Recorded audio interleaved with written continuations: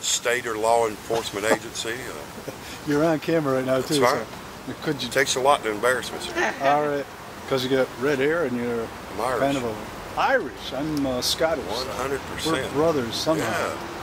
Would you mind telling me your name? Or? My name is Red. Red. Just Big Red. That's good, Big Red. Yes, sir. All right.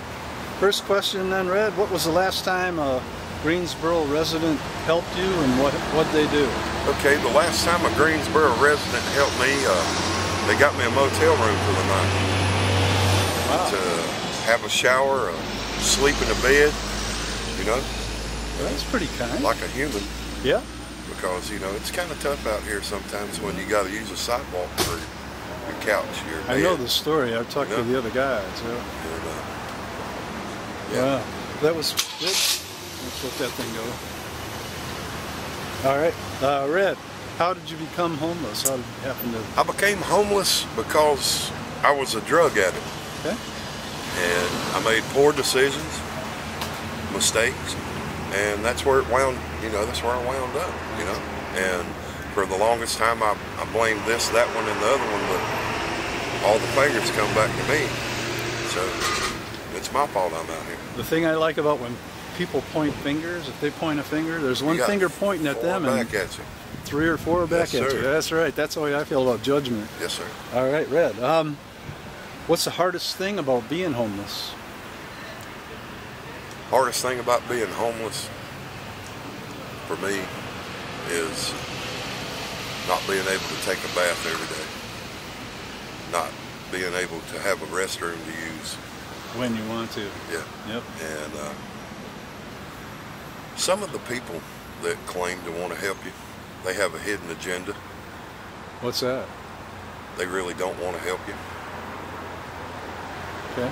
You think they're just doing it out of guilt, maybe? Well, I mean, it's either out of guilt or self-gratification. I don't know what it is, you know. And I know when I first met the people here at Urban Ministry, I left them with the first impression that was a bad one. And in the 12 years that I've known them, the past 6 years, I've changed. Almost 7 years I've been clean off of dope, hard dope. Wow. And, you know, I accepted Jesus as my Lord and Savior 5 years ago, you know. Yeah. Powerful. I just came off my walk, that's all. I found myself trusting in man. I found that I was man worshiping, and I took my eyes off the prize. Wow. And the only place I knew that I felt comfortable and accepted was with my homeless people.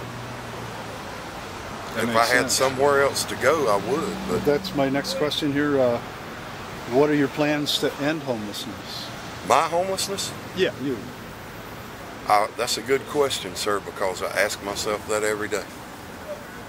I have PTSD, manic depression. You ex-military, or? No, sir. I'm a military brat. Okay. But I've never served. I was an athlete. I was a football player. But my manic depression and my stress disorder, when they get together, it leaves me kind of confused. I don't know what to do. Don't know what move to make. And I'm so scared of my addiction that I don't get on the prescribed head medication, so to speak. Yep. Because I know if it don't work, I do know what will. Yep. And I'm proud of that's the only thing I got to be proud of. I'm proud of you too. That's awesome. My son went through that, and it took him years and years, and he's out of it now. Well, it took my final trip to prison and 11 to 12 years of being without family. Yep. All because I was who I was. Understand.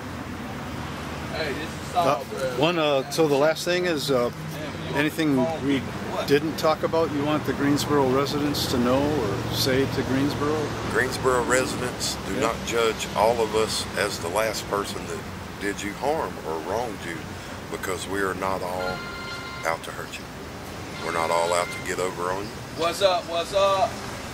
That's all. That's awesome, Red. Nick, man, where you at? Thank you. Shelter. This is Saul's